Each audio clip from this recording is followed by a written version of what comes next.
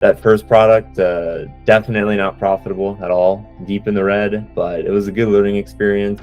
Be very meticulous and detail oriented. Doing something like this is completely different from, working a 9 to 5 job. I ordered 1,000 units and I've been selling about 60 to 80 per month. I'm glad I made the leap. I think many people are scared to do anything entrepreneurial. I would love to hear your background and where were you before getting introduced to Amazon? How did this come to you? Like, how did you get started with Amazon and how did you find Amazon? So last year, January roughly, is when I started looking into Amazon specifically. I was kind of considering it at the end of 2022 to do something in e-commerce, but I didn't know exactly what I wanted to get into. I was kind of in the initial stages of just, exploring all the options, making my own Shopify store, doing, drop shipping, reselling, and I was just kind of gathering data, trying to decide what I wanted to get into. And at that point in time, I was working as a software developer. That's where most of my career has been. I've been a developer for almost 6 years. Yeah, so that's kind of how it started. And then, if I remember correctly, I eventually decided to pull the trigger and I bought like an Amazon course in January of last year. And that's what kind of started me on this path. And what particularly interested me about private label selling on Amazon is that it seemed like I didn't like with drop shipping how low the barrier to entry was, since you don't really need a large capital investment upfront, and you're not building a unique product. And so once you find a product, if it's the same as what everyone else sells, or if it's not initially and then more people start selling it, it kind of dilutes the marketplace, and so you're forced to find a new product. Kind of what appealed me to private label is that you're able to, design your own custom product. And if it sells well, it has a longer lifetime, it seems like, than a successful product in drop shipping, for example. And it can be a little bit more hands-off, doing something like reselling. You have to constantly kind of work and, find the products that you want to sell. And and then I got laid off my work last January. And so that's what kind of allowed me to dive a little bit deeper in this. And I kind of looked at that. It's kind of a blessing in disguise, because I wasn't really satisfied with the work I was doing. Software development was great. It paid well and it was a nice company, but it didn't really satisfy me. I wasn't really passionate about it. I didn't like how it was, the earnings potential was pretty much capped. The amount of work that I put in didn't really reflect the amount that I got paid. It was a salary wage.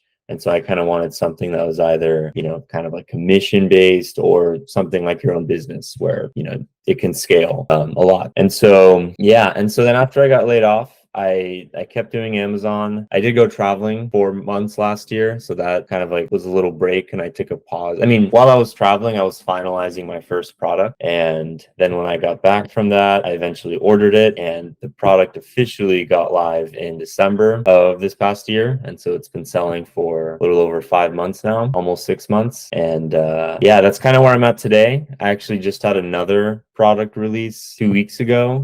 I have another one that will get shipped pretty soon, and then I just bought another one a week ago, and I have samples that just arrived yesterday for a fourth product. So I'm trying to make something work. But yeah, I don't know if you took a chance to take a look at the Excel sheet yet, but that first product, definitely not profitable at all, deep in the red, but it was a good learning experience. And hopefully at least one of these next products is going to do a little bit better. I mean, there's no like success without failure, right? Like we learn from our mistakes, and I don't look at it as like mistakes or failures. I think it's all lessons. And just like you go to school to learn how to do something in particular, like we pay a lot more to go to college or university. I paid a lot of money to go to university, and to get a degree in the end to land you a job. I feel like this is the same way. Like you spend a couple of years learning, investing in yourself a little bit, and it pays off, man. But I share a similar story, so like thank you for sharing that.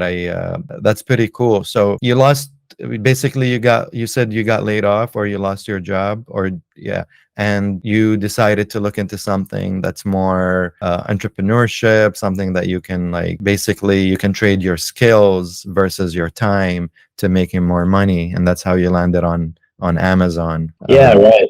Yeah, yeah, that, and then also the fact that it's like you don't have to be in a certain location. I kind of wanted to do something business that wouldn't tie me down to a certain geographical area. So, like for Mm. example, while I was an agent, I also decided to become a real estate agent for a year. This was right before I decided to go into e-commerce. But then I realized I was like the better I get as an agent, that means more of my business will start coming in through referrals. And the more of my business that comes in through referrals, that's going to be in a certain area, and it's going to make me not want to leave the city that I'm currently in. And so I didn't want to invest my skills in something that would tie me down so much. And so that's why I stopped doing real estate and I started looking into Amazon. So what inspired you to join Amazon? I like that there's uncapped earning potential. So I want to do something that, can really scale and I can make a lot of money in. So that was very appealing. I like that it's fully remote. You don't really have to be anywhere specifically to run your business. All you need is an internet connection. And then I like that it's pretty hands off. Once you design a product, get all the samples. And by the way, it seems like Travis's channel is mostly, private label, right? He talks about like the passion products. And so this would be kind of So speaking. no, actually, Travis is not a big fan of private labeling. He talks about creating a passion product, which kind of sets you apart from the rest of the competition. Because with private labeling, and it's almost like you're copying someone else, right? And when you go on Amazon, you have so many people that are selling the same product. Travis talks about creating a passion product, and that is like finding a way to separate you from the rest of the sellers by creating either something unique, like you can find a new category, or even making a product that's currently selling better. So if you can so if you can make something better and distinguish yourself from the rest, that's more of like you're putting more passion into it. Private labeling is more like just copying. You're just putting your brand logo on the box and you're selling the same exact product. Okay, yeah. So maybe we kind of had a difference in vocabulary there, because that's what I am doing as well. So I'm making custom products. It's not just like a generic product with my label on it. It's like there's something different about the product. So it's unique. Yeah, that's perfect. Yeah, so you're making it better than, the other products that are out there. So now it's unique to your brand, to your person. So I would call that a passion product. Sure. Yeah, exactly. Yeah. So that's what I did. That's what I'm currently doing as well. It's not just, buying a generic product and putting my label on it. It's actually creating a custom product that is unique on Amazon, and then also having my own branding. Nice. So why did you create your first product? Let's dive into it. Why did you create, what is your first product, if you want to share, and why did you create that product? Yeah, so basically it's in the kitchen space. It's something that helps with like food organization. So my goal is to basically find something that sold pretty well, that had some issues, and then improve those issues and ideally sell better than than this competitor that I'm modeling my product off of. And so, and I don't know if I'm going off on a tangent here, but I was going to kind of explain like my USP and why I wasn't good enough. But I basically found a product that was selling well, that had a certain aesthetic to it. It was like a food storage container of some kind. And then I found a different product that was similar to it, but it had a slightly different function. It stored things in a different way. And I kind of merged them, where I had the functionality of one of the product, but it had the aesthetic of the other one. And in my mind, I was like, okay, this is probably going to sell well because this aesthetic is clearly in demand. It's selling well.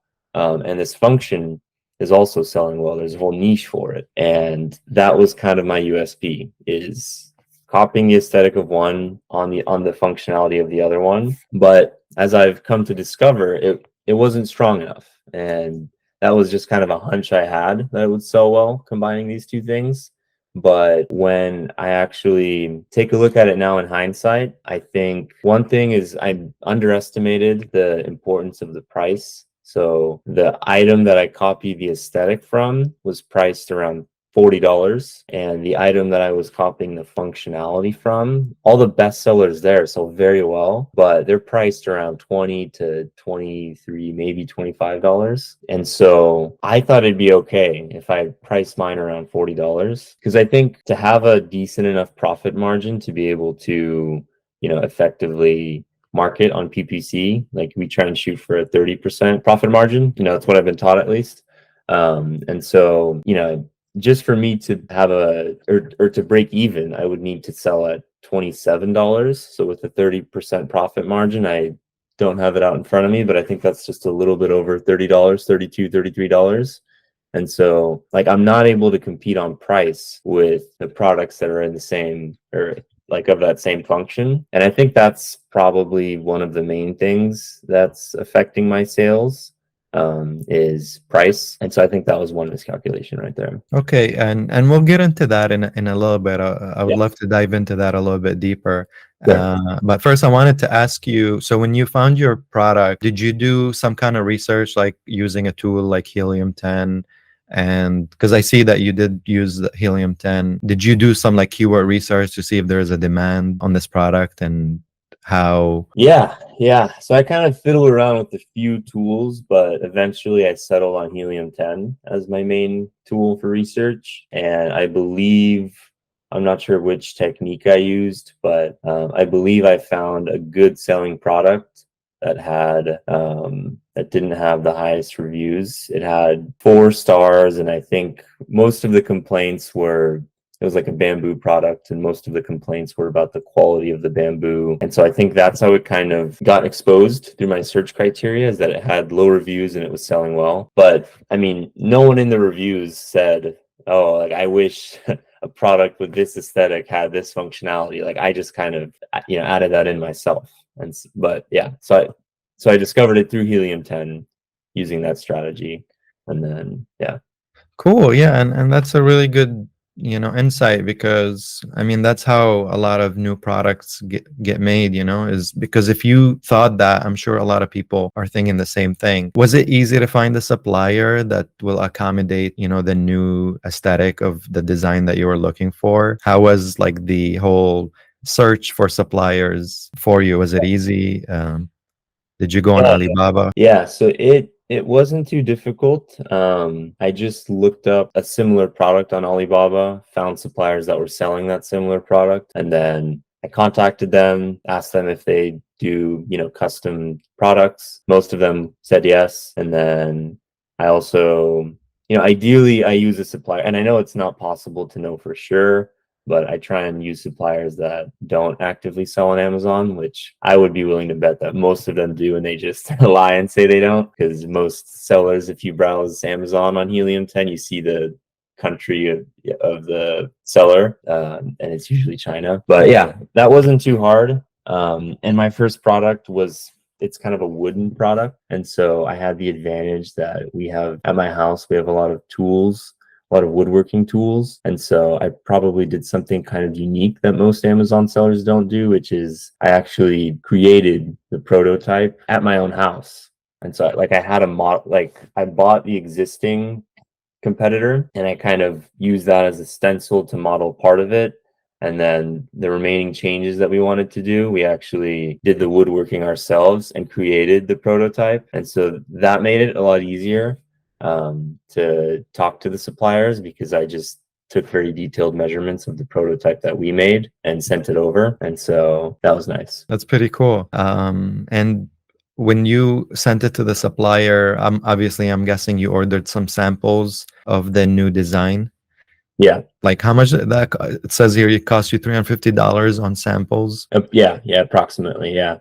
I think I ordered about 4, maybe 5 samples. I think 4. 3 or 4 sample. Okay. So far, your investment has been with Helium 10, doing some research, then you're ordering some samples. You created your first prototype, which is pretty cool. And what was your next step? Did you okay, now you got 3 samples. Did you like them? Were you satisfied with the samples? You're like, this is what I'm looking for? I'm gonna move forward? Yeah, once I got the samples, it was kind of interesting because most of them had issues, but they were different. And so I just had to kind of consider, which issues were the biggest.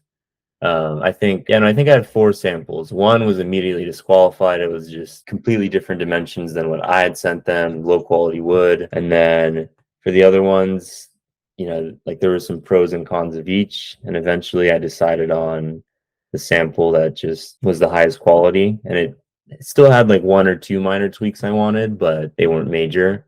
And my because one thing I want to ensure when I go with a supplier is that the communication is good. And this supplier spoke English very well. She was from China, and she was very helpful. Some suppliers, like the initial specs I sent, didn't have all the necessary details, and whereas other suppliers would kind of guess and they tried to fill in the gap, I think she made sure to ping me and say, hey, like this measurement is missing. What do you want for this? And so that also kind of showed me that they were detail oriented. Yeah, communication is really key with suppliers. I mean, I find that the best, but when communicating with suppliers in China, because like just like you said, some suppliers are like there's gaps in communication. They don't ask for details. They don't seem very responsive, and some they're like very eager. They're helpful. They fill up the gaps. And let me ask you this: did you get all your samples from that one supplier that you were satisfied with, or did you actually get samples from different suppliers? Oh, interesting question. Definitely different. Why would someone get multiple samples from one supplier? Oh, because I was thinking that you had different Oh, different measurements, variations of power. different variations. Yeah. Oh, I see. No, so I sent the same specs to all the suppliers, Okay. and Gotcha. we were all different. But yeah, one funny mistake is I was actually, without realizing it, I was in contact with a supplier that with the same supplier, just two salespeople, because I didn't Oh. check the factory name. And so I actually received, so of the four samples, two were from the same supplier, and I actually got different quotes for both, and one of them was better quality. That's funny. Crazy. Yeah. So then eventually it actually worked out kind of well because I ended up choosing one of those two samples. And so, obviously from a negotiation standpoint, if I'm like, hey, your other sales rep gave me, this price, like I know you can match it. So it actually kind of worked out in my favor, but Cool. I love it. good thing to keep in mind when you're getting samples. Make sure to check the supplier, because just because you clicked on a different listing and it's a different sales rep, it doesn't mean that it's necessarily a different factory. That's funny. I may have had that before where I communicated to the same supplier, but they actually pointed it out like, hey, you're talking to my fellow rep. Like we both work for the same factory. I'm like, oh, okay. Thanks for letting me know. I didn't pay attention to the factory name. So Yeah. that's funny. You actually ordered like two samples from the same factory. So let me ask you, did you get the design for at that point, like you got your designs, you got your samples, and you decided like, okay, I'm gonna move forward with this supplier. What was your next step? Like, did you get into the design stage where you're like, okay, I'm gonna work on my packaging, on my logo? Did you custom package for this item? How did you go about that? Yeah, so once I put in the order, then I started to do the logo design. I got my trademark. I also I use this company called Sophie Society, which helps create your EBC content and your listing and some of your backend, and like they give you suggestions on which keywords to include in your listing. And yeah, but for the photos and for the listing, I had to wait until I got the production sample or one of the units was ready, and that wasn't until the very end of the production cycle. So when they finished everything, when the inspection was ready, that's when they sent out a unit to my photographer, and it was a little bit rushed. So I would say ideally it's and like I don't know how you do it, but like ideally it's better if you try and get one of the units before the whole production unit is done, because my photographer took about 2 weeks to do the photos, and then the listing company took about 10 days to create the listing. So it was a little bit rushed, but I think I managed it in the end where there wasn't a significant gap like between when the units were available to start selling and when my listing was complete. It was a little bit rushed. But yeah, obviously the packaging, I didn't do any packaging design. I just put my logo on the packaging in black ink. But yeah, so I worked on a logo design Who with, did you use for the logo? I used just an independent designer that the course that I'm in recommended. Okay. So let me ask you, how much did it cost you between like the design, the logo design, and the Sophie Society with the listing? Yeah, very expensive. So the logo design, and this included a package insert as well. Uh, Mm, that was $520. But since then, I've kind of been experimenting with some of these AI logo design tools, and they're very good, you know. So I would highly suggest, you know, new sellers to take a look at one of those because I paid $70 for a different logo using one of those AI websites, and it turned out great. Could have been made by a person. yeah, But yeah, 520 for the logo design and insert card. And then the photography was about 1400, and 1400. Wow. yeah, and Sophie Society was about 1300, and that included EBC content, listing, as well as title and like keyword recommendations to target. Wow. Man, 520 for a design, that's pretty expensive for a logo design. I used 48-hour logo. It's a website where you can like submit a logo request. It costs like Yeah. 200 bucks, and you get like, it's almost like 99 design. I don't know if you're familiar with that one. Mm, But you put in like the requirements for your logo, the brand identity, like what do you want the aesthetic or the brand to look like or to reflect, and you get like a number of suggestions from different designers. So they're all betting to win the competition. So it's basically like a competition for designers, yeah. and you get almost like 50 to 100 different logos to choose from. And your problem becomes like, which logo do I pick? Because there's like so many different ideas, and like creative people are like coming with different ideas, and it's pretty cool. And you can like leave comments with like, oh, I like this, but could you change this? And they're still bidding on it. So like you can change and tweak some of the things in the designs while the competition is on.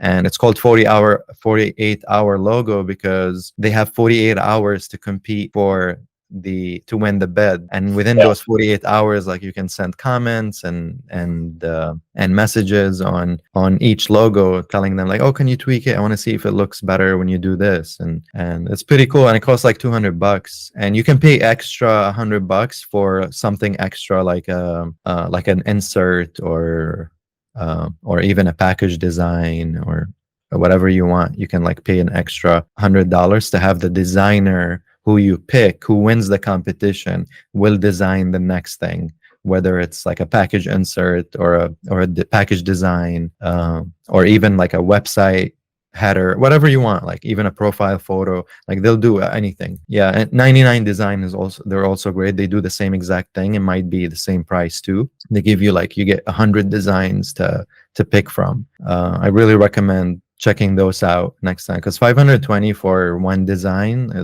sounds a bit expensive. Yeah, I agree. Yeah, very expensive. And even the Sophie Society was a lot of money. And for my second product, I decided to try and do everything a little bit cheaper. And I found someone on Fiverr that did my EBC content for 180, and I think it looks better than what I paid 1300 for Sophie Society. Wow. Yeah, lesson learned there. But yeah, thanks for the recommendation. I'll check out Yeah, the. no, that's a good pointer for people out there. I mean, like, because we're always looking for ideas and solutions that can save us money. So that's like lesson learned in terms Yeah, of like logo design. You could save a lot of money with Fiverr, or some of those websites are great. Okay, so we got the manufacturer, we got the design, we got the logo, and how many variations does your product have? Was it one, or just did you one. have? It's one product, right? No variations. No So variation. Yes.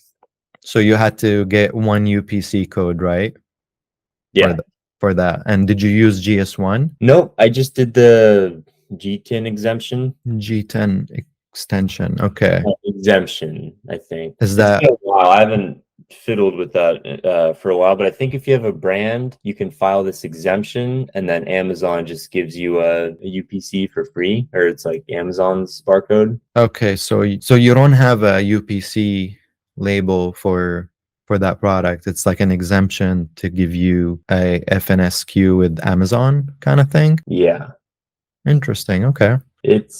yeah. So I mean, each of my individual inner boxes for my like still has that sticker, like the FNSKU label Yeah. barcode on there. And so I'm not sure what the difference is if you do the G10 exemption versus if you don't and you get like a different code. I think the UPC code I have is for Amazon specifically, and then if you pay for it elsewhere, then it's like a universal code. Is that kind of how it goes? So who did you get the G10 exemption from, and how much did it cost? So there's a way to do it yourself for free, but I think I paid someone on Fiverr. Maybe I'd have to check, but it was anywhere from $20 to $80, I think. Okay. I'm not sure. I can't really comment on G10 exemptions. It's the first time I hear about it.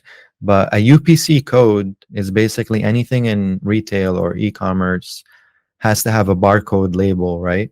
So a UPC code is a specific code that's assigned to your product, and it's I don't want to go off like speak out of my mind here because I'm not 100% sure, but basically the UPC code, you use it when you're filling out the listing on Amazon, and they give you the FNSKU for Amazon through that, and it only costs $30 to get one on GS1. That's the website. I see. Yeah, I might suggest just look into that next time. It's only $30 for each product. If there are variations, you might need to get multiple ones, but if you just have one product, you just get one, and it only costs $30, and you use that code with your Amazon listing. And also helps if you're selling this product outside of Amazon, you have your barcode label. So and you could also use it with Amazon. There's a way to do it where you can just use that code with Amazon, and they'll add the stickers on their end. Interesting. Yeah. Yeah. It's very, because I didn't fully understand it when I did it, but that's what the course that I was in recommended. So it's a G10 exemption is a permission granted to a seller to list products without a G10. And this can occur in cases where products are handmade, custom made, or do not have a manufacturer's barcode. It can also apply to private label products where the seller is the brand owner and chooses not to use a G10. Interesting. Yeah, so I guess, there might be a benefit in actually getting it if I want to sell outside of Amazon, because then I can use that code on the other platforms. But if I'm only selling on Amazon, then I guess there's probably no difference. Did you put your FNSKU label on your package design, or did you have to put the stickers yourself? My suppliers put the stickers on the package for me. Oh, okay, cool. The package design is just cardboard box with the black logo on it. Yeah, and that's a good money saving tip. Like, let your supplier do it. It costs a lot cheaper than you trying to do it yourself, or like having someone do it here in the US. Even like printing those labels is probably a lot cheaper if your manufacturer does it. Did you create an LLC for your product? Not yet. No. I think I thought about it, and I didn't think my item was particularly risky in terms of getting sued for something. So I didn't yet, but one of the products that I might be releasing soon is in the baby category, and that gets me a little worried. So I think I might make my LLC pretty soon. Yeah. You don't have to create an LLC, and from my experience, I think the way you're doing it is the best way. Like, if you feel like, oh, this is going to be a liability, let me create an LLC. But I don't think it's necessary to create an LLC until you see like, okay, this product is actually, even if there's no liability, but if the product is selling and you're like, oh, I can see some growth here, I think it's worth creating an LLC or a DBA at least. But okay, so you didn't have an LLC, you had your design, you got your supplier, everything is ready. What was your order for your first inventory? 1,000. 1,000 units. Yeah. And your unit cost. 1,002, if just to round it off, or so the same amount it's in every carton. But yeah. And your startup cost or your manufacturing cost was um $9. No, that's including the other cost. Just what I paid for my supplier. I think I put it on the sheet as Yeah, seven. it says 9.17. Oh yeah. Oh yeah, but that's including freight. Oh, that's including shipping. And I think that's including photos and trademark. Because if Okay. you get like in the box that says inventory slash first production run, that says 7,449. And if we divide that by 1,002, we get $7.43. Got it. Yeah. So that's like without freight, just what I paid my supplier to create the batch of products. Nice. So it was $7.45 is your product cost per unit, plus the shipping and the design and the logos, all of that. It came up to like about $9 per Yeah. unit. So you ordered 1,000 units. You started this whole thing in January, or when did you start this whole process? I mean, I started the course and looking into it in January, but I didn't order my first product until I think the end of June, beginning of July last year. Okay. And when did you get your inventory? When did you receive your inventory, or did you ship it straight to Amazon? I shipped it straight to Amazon. Okay. And one more So, question. Did you use a freight forwarding company, or did you have the factory ship it? yes, it was separate. So I used a freight forwarding company. Okay, cool. Several quotes, including a DDP quote, maybe 3 other quotes, and I just chose the best rate. Yeah.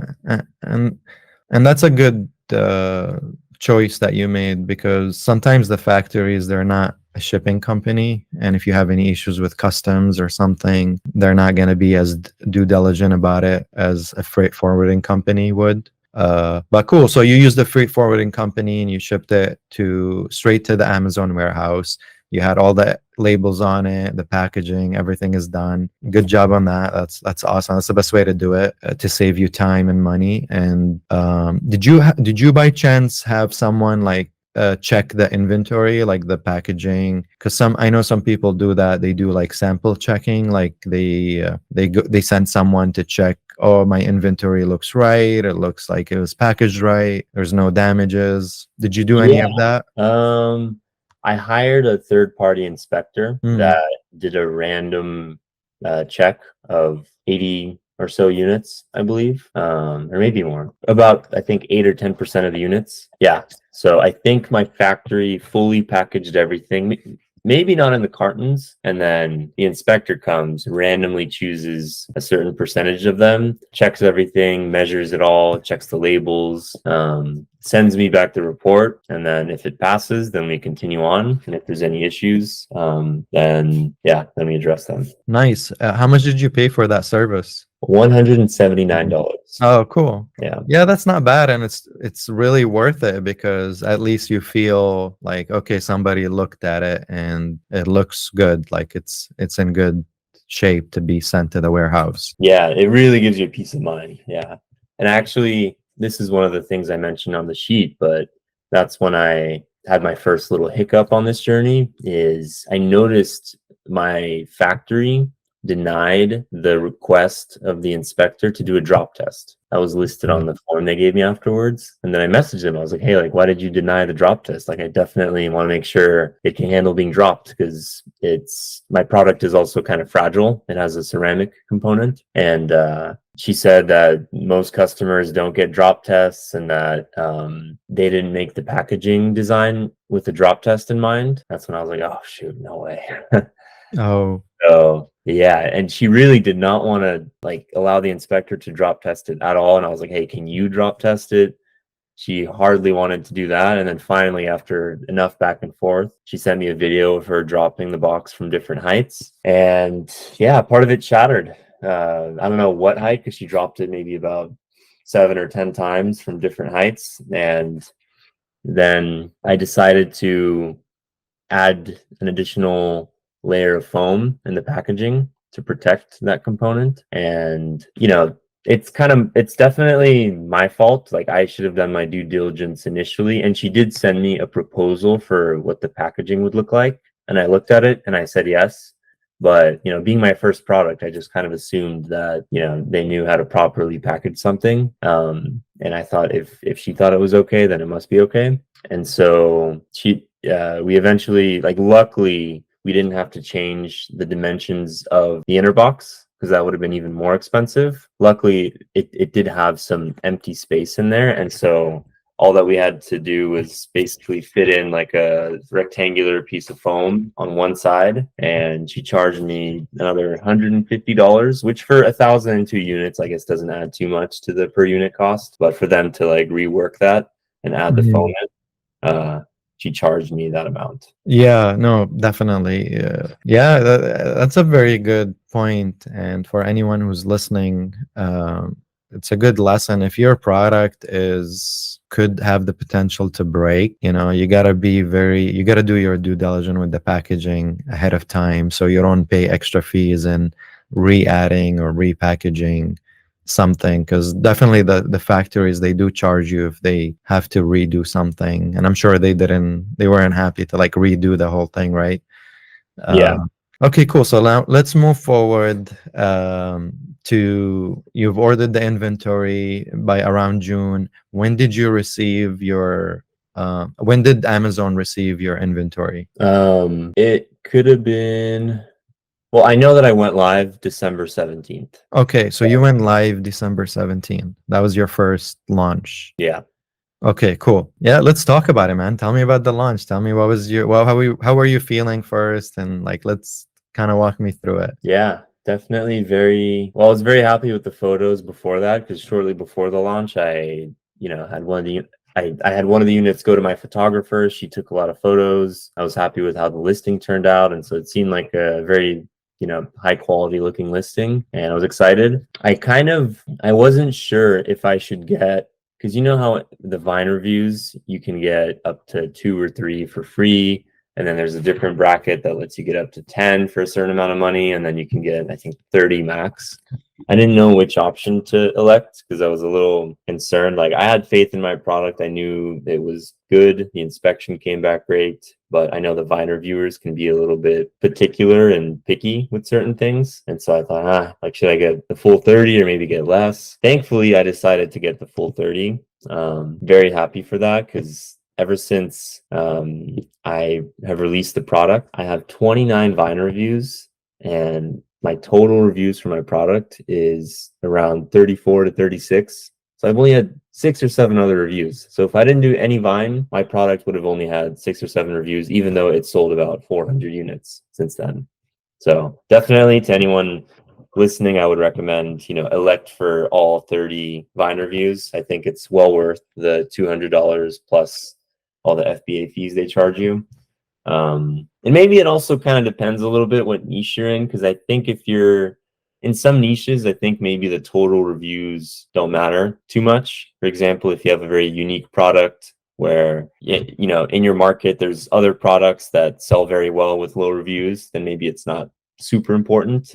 And if you want to save a little money, maybe in that kind of situation, it's okay. But if you notice that all the top sellers have lots of reviews, then you might want to do the full 30. In most cases, I would recommend that.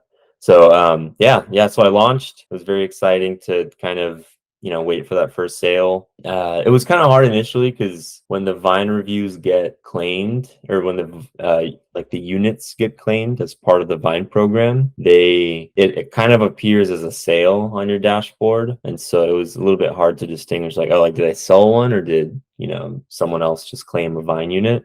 But nonetheless, it was exciting. I was selling 3, 4, 5, even 6 a day certain days, especially during that initial grace period that Amazon gives you. Like, I know it's not confirmed, but the grace period is like the idea that you're higher in the search results for the first month or so when you release, your product gets a little bit more exposure. Yeah, just seeing those Vine reviews come in was great, because after handcrafting the product in my own garage, coming up with a design, it was nice, seeing mostly 5-star reviews from Vine users saying that they love the product. And so I would say that was definitely one of the most rewarding parts of this experience, is just knowing that a product that you theorized and came up with in your mind ended up in homes of people around the US and many of them love it. So that was cool. Yeah, that's awesome, man. Yeah, that's a beautiful feeling to have. And good job on that. I mean, like what you did there, it's a great work. Honestly, hands down.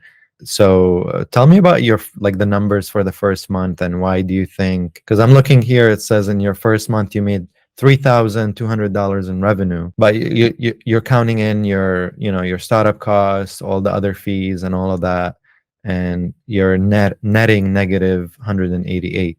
Where do you think that most of that came from? Definitely PPC. PPC was extremely inefficient. And actually, if I share my screen really quickly, can I do that? Yeah, of course. So if we look here, That's all the Amazon fees and all the other fees. yeah, the marketing here. PPC, that's the PPC fees. Yeah, How much right. were you spending on average on PPC? Or like, do you remember your daily cost on that? I don't, but I just remember that it was not good. ACOS was off the charts, like over 150% on most campaigns. So I think that's where, I don't think that's a bad thing, because you're trying to get your ranking up there. So it is a bit of an investment. I think most people overlook that, especially in the first few months. It is an investment to get your ranking up there. But that 1,700 was per month. 1700. That was for a month. That was for a month. Can you remind me what's the 1700 number again? That was the Marketing. the marketing. Yeah, that was for the month because I released on the 17th. I just went to January 16th. So if we look here, Yeah, PPC marketing is definitely a learning curve. It's a whole thing on its own. Yeah, totally. And especially like my product, the most relevant keywords aren't they don't have too high of a search volume. And so if you want to create higher exposure for your product, you have to go into more broad keywords. And for the broad keywords, it's harder to get a good ACOS. I mean, it's possible if you keep lowering your bids, but for some reason for me, even today, I haven't fully optimized it. And I think part of it is I get such few sales. Like I get anywhere from 1 to 3 or 4 sales a day, depending on the day. And so with that few sales, it's like I generally optimize my PPC every 2 weeks. And sometimes, it's like 2% ACOS. You had 1 click and 1 order, or something crazy. And then that very same keyword the next week, it's like, oh, you had 5 clicks and 0 orders, and then it's like the worst ACOS ever. But like I feel like with such few sales, it's not a big enough sample size of data to actually, really give you enough information. So I think that makes it a little bit tricky. But I'm also just very ignorant on how to run PPC because I'm not the best at it. So I'm sure there's a lot more I can learn. There's definitely a lot to learn with PPC and how to optimize it. I mean, there are agencies that are just doing PPC as a service, there's a lot to learn there. But you made 3,200 in revenue in the first month. I'm surprised here because it says month 2 you made 2,200 in sales revenue, and it's showing that you have net positive in profits. Yeah, I don't know how it's saying that. Maybe is it because the PPC cost for some reason is. Oh, okay. My PPC, like if you go in your campaign manager, I can't access my PPC cost that far back. I see. And so I wasn't able to fill it out, and so that's why it's showing a profit. I see. Okay, but you've spent more than $500 on PPC that month. Yeah, I wish I profited, yeah, but unfortunately, I haven't profited yet. And month 3, so you've been selling for 5 months now. Yeah. Since December, and it looks like you're making on average $2,000 to $3,000 in sales revenue, but you're netting negative because of PPC, and it's not. So your CTR is low, and your conversion rate is low. So it's not. People are not buying. So you're getting a lot of pay per click. People are clicking on your listing, but it's not converting to sale. What it seems like. And for that reason, like month 3 you're netting negative, month 4, month 5, and and I see your like frustration in this, but honestly it's still rewarding because you've learned a ton of you've gained a ton of experience in terms of like starting an e-commerce business and finding products, designing, packaging, all of that. In all of this, what are like three biggest mistakes that maybe cost you money, and how would you have done it differently if you started all over again? Yeah, I would say, I just have to go back to the root cause, so the main reason why it's not panning out in the way that I hoped is because of the product and the market that I chose. That's the root cause. Like, I think I can, do little things to optimize my PPC, little things to make my campaign better, but I don't think it's going to significantly affect the demand of my product. And so I would say my most costliest mistakes are, number one is overestimating my USP, my unique selling point. I thought, as I said earlier, I thought by mixing the aesthetic of one product with the functionality of the other product, it would sell well. But that was the theory. Clearly, in practice, it's not working. I think maybe it could have sold well, because I still think the aesthetic that I have, there's proof in the market that it is sought after. But my second mistake, which is I think very connected with this, is I misunderestimated price. Like, I thought since my product looks so much differently than all the other products, and it looks so unique, people would be willing to pay 5-10 extra bucks to have something that they really enjoy looking at. But I think that's too big of a price differential. And so I think for products that I've been looking into now, I always make sure that I can sell for roughly the same price as what all the best sellers sell for, or at least who I consider my main competitor, because there could be a niche where, there's like the cheap products that sell well, and then maybe some high-end products are more expensive. They sell less units, but they still get a good amount of revenue. Like, at least make sure that for whatever area, like in that spectrum you're targeting, you can compete on price. So I think if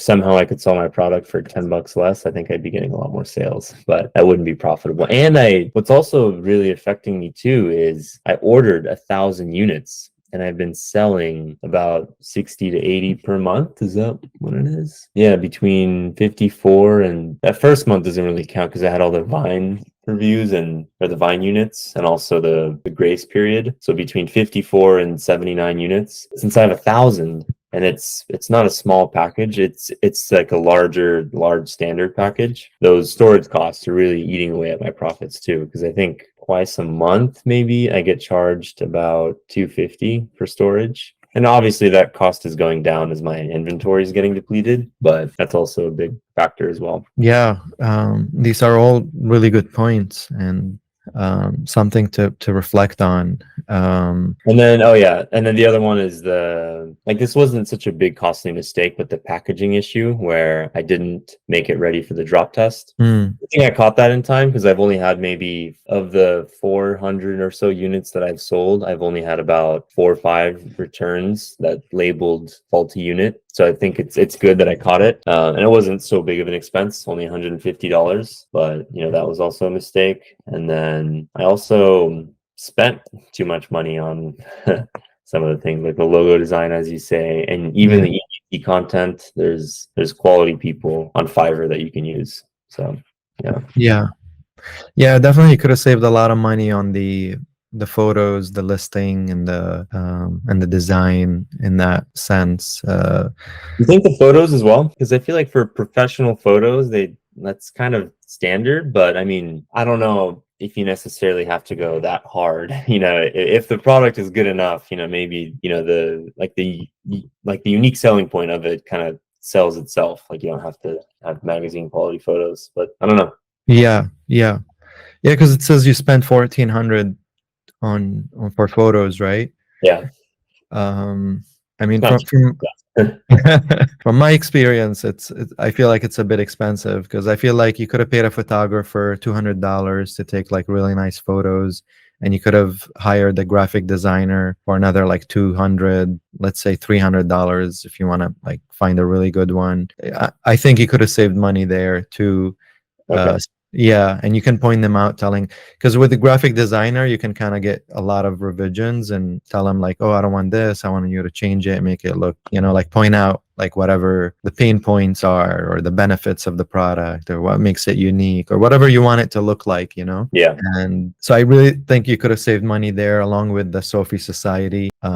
Definitely you can save up some money, especially on when you're starting new. I mean, if a product like it sells really well, and when it sells really well and you're like, okay, I'm going to keep this, then I'll go in and invest in like a really professional, you know, because you want to keep also testing your listing. From my experience, you want to like test your listing and kind of change it up every once in a while, maybe add a video and do all these things. So when it's doing well, you're like, okay, let me improve this, let me change it, let me test it, let me see if I can do better. Even if Yeah. it's doing good, it doesn't mean that like it couldn't do better. So like there's always room for improvement. So I would really save up that money to like invest in the product later. Yeah. But that's my take on it. And I'm going to leave you with this last question to finish this podcast, because I know we went a little bit over time, but I just want to leave you with this. Having done all this, looking all back, what are some of the things that you're like proud of that you have achieved, and some of the lessons that you've learned through this whole journey? Hmm.